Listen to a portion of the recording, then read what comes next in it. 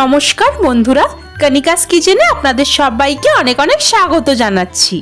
বছরের এই সময়টায় কড়াইশুঁটির কচুরি আমরা খেতে সকলেই ভীষণ ভালোবাসি। তবে আজকে আমি আপনাদেরকে ফোলা ফোলা কড়াইশুঁটির পুরে ঠাসা পরোটা বানিয়ে দেখাবো, যেটা খেতে অসম্ভব ভালো লাগে। এটা আপনারা আলুর দম, রায়তা বা এমনি টমেটো কেচাপ দিয়েও সার্ভ করতে পারেন, আর বানানো খুবই সহজ। চলুন তাহলে বানানো শুরু করা যাক আমার আজকের রেসিপি। কড়াইশুঁটির পরোটা বানাবার জন্য সবার প্রথমে আমি ময়দা মেখে নেব। তার জন্য একটা মিক্সিং বোলের মধ্যে নিচ্ছি একটা ছোট বাটির 3 বাটি পরিমাণে ময়দা। 1 চামচ দিচ্ছি চিনি, স্বাদ অনুসারে লবণ দিচ্ছি ওই 1/2 চামচ মতন। এখন এর মধ্যে ময়ানের জন্য দিয়ে দিচ্ছি 2 চামচ সাদা তেল। এখন হাত দিয়ে ঘষে ঘষে ময়ান খুব ভালোভাবে দিয়ে নিচ্ছি। ময়দাটা এইভাবে জমাট বাঁধছে, তার মানে ময়ান দেওয়া হয়ে গেছে। এখন অল্প অল্প জল দিয়ে ময়দাটাকে আমি মেখে নেব। ময়দা মাখাটা একটু নরম করে মাখতে হবে, সাধারণ রুটি পরোটার থেকে। অল্প একটু 1/2 চামচ মতন সাদা তেল দিয়ে আবারও ভালোভাবে মেখে নিলাম। এখন আমি আধ ঘন্টার জন্য ঢাকা দিয়ে ময়দার ডোটাকে সেটেল হতে দেব। এবার কড়াইশুঁটির পুর বানাবার জন্য মিক্সার গ্রাইন্ডার জারের মধ্যে দিয়ে দিলাম কড়াইশুঁটি আর 2টো কাঁচা লঙ্কা। এখন খুব ভালোভাবে মিহি পেস্ট বানিয়ে নিচ্ছি। কড়াইশুঁটির মিহি পেস্ট আমার হয়ে গেছে। এটাকে একটা পাত্রের মধ্যে ঢেলে রাখছি। পেস্ট যেন একেবারে মিহি হয় সেদিকটা একটু খেয়াল রাখতে হবে। সম্পূর্ণ পেস্টটা আমার ঢেলে নেওয়া হয়ে গেছে। এখন একটা প্যানের মধ্যে দিয়ে দিচ্ছি 1/2 চামচ পরিমাণে ঘি। ঘি গরম হয়ে গেলে ফোড়নে দিচ্ছি 1 চা চামচ পরিমাণে কালো জিরে, 1 চিমটে মতন হিং আর 1 চামচ ভরে আদা বাটা। এখন আদা বাটার কাঁচা গন্ধ চলে যাওয়া অবধি ভালোভাবে ভেজে নিচ্ছি। আমি এখানে পুর বানাবার জন্য ঘি ব্যবহার করেছি, আপনারা চাইলে সাদা তেলেও পুরটাকে বানাতে পারেন। আদার কাঁচা গন্ধ চলে গেলেই দিয়ে দিচ্ছি আগে থেকে বেটে রাখা কড়াইশুঁটি। 1/2 চা চামচ দিচ্ছি হলুদ গুঁড়ো ও 1/2 চা চামচ দিচ্ছি লাল লঙ্কার গুঁড়ো। 2 চামচ দিচ্ছি চিনি। স্বাদ অনুসারে লবণ দিয়ে দিচ্ছি 1/2 চামচ মতন। এখন মিডিয়াম ফ্লেমে কষিয়ে কষিয়ে কড়াইশুঁটিটা ড্রাই হওয়া অবধি ভালোভাবে রান্না করে নিতে হবে, আর ক্রমাগত নেড়ে চেড়ে যেতে হবে। এখন দেখতেই পাচ্ছেন বন্ধুরা, পুরটা আমাদের অনেকখানি ড্রাই হয়ে গেছে আর প্যানের গা থেকে অটোমেটিক ছেড়ে আসছে। তার মানে পুর আমাদের একেবারেই তৈরি। গ্যাসের ফ্লেমটাকে অফ করে পুরটাকে ঠান্ডা হওয়ার অপেক্ষা করব।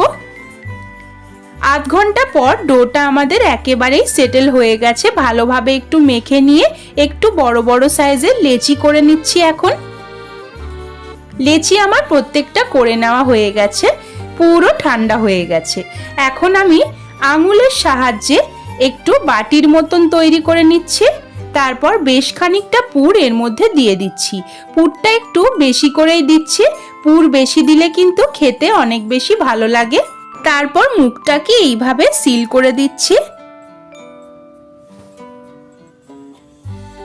একটা লেচি আমার গড়ে নেওয়া হয়ে গেছে, আবারও একটা করে আপনাদের দেখিয়ে দিচ্ছি।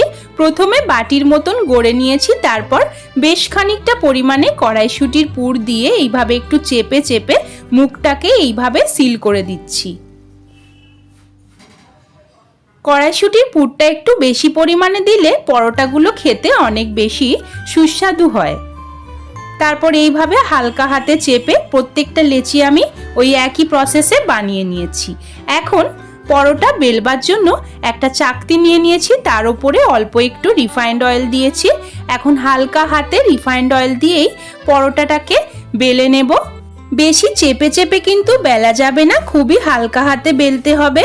আপনারা রিফাইন্ড অয়েলের পরিবর্তে শুকনো আটা বা ময়দা দিয়েও বেলতে পারেন। পরোটা আমার বেলে নেওয়া হয়ে গেছে। এবার একটা গরম প্যানের মধ্যে দিয়ে হালকা করে 2 দিক পরোটাটাকে সেঁকে নিচ্ছি। 2 দিক হালকা করে সেঁকা হয়ে গেলে রিফাইন্ড অয়েল দিয়ে দিচ্ছি। একটা স্প্যাচুলার সাহায্যে এইভাবে একটু অয়েলটাকে স্প্রেড করে দিচ্ছি। 2 দিকেই আমি রিফাইন্ড অয়েল দিয়ে পরোটাটাকে ভেজে নেব। গ্যাসের ফ্লেমটাকে এই পর্যায়ে মিডিয়াম টু হাইতে রেখেছি। আপনারা রিফাইন্ড অয়েলের পরিবর্তে ঘি দিয়েও পরোটা ভাজতে পারেন। দুই দিক এখন ভালোভাবে সুন্দর লালচে করে ভেজে নেব একটু।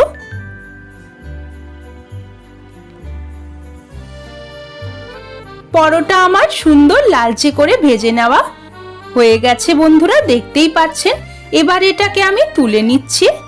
আবারও একটা পরোটা আপনাদের আমি ভেজে দেখিয়ে দিচ্ছি। প্রথমে দুই দিক হালকা করে সেঁকে নিচ্ছি।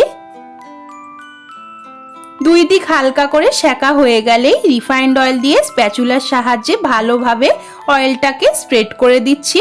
দুই দিক এখন সুন্দর লালচে করে পরোটাটাকে ভেজে নিচ্ছি বন্ধুরা। এক পিঠ সুন্দর লালচে করে ভেজে নেওয়া হয়ে গেছে। এখন উল্টে দিচ্ছি। অপর পিঠটাও আমি সুন্দর লালচে করে ভাজা হতে দেব। গ্যাসের ফ্লেমটাকে কিন্তু এই পর্যায়ে অতি অবশ্যই মিডিয়াম টু হাইতে রাখতে হবে। দুই পিঠই আমার সুন্দর লালচে করে ভাজা হয়ে গেছে, দেখতেই পাচ্ছেন বন্ধুরা। এখন আমি তুলে নিচ্ছি। প্রত্যেকটা পরোটা আমি ওই একই প্রসেসে বানিয়ে নিয়েছি।